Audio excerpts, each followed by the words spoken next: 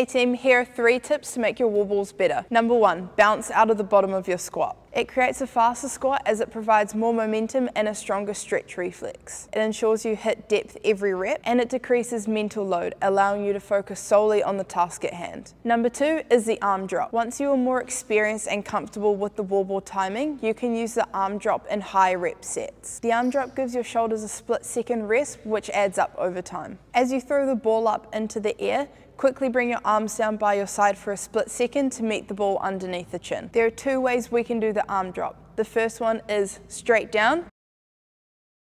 The second one is the circle. Note the circle option is a bit slower, so don't use it if the wall ball is too heavy. We also want to make sure that our hands are ready to go for when the ball comes back down, otherwise your face is going to be pretty sore afterwards. Number 3, get maximum reach. When we are extending in a lift, whether it's a clean pull or a thruster, our heels don't stay in contact with the floor the entire time. This should be the same with your wall balls. If you find you're flat-footed throughout your reps, you are cutting your drive short and therefore doing more work with your arms. As you extend up, you should be producing so much power that you'll force slightly onto your toes, just like you would with a clean pull. In saying that, we don't want to be doing calf raises the entire time.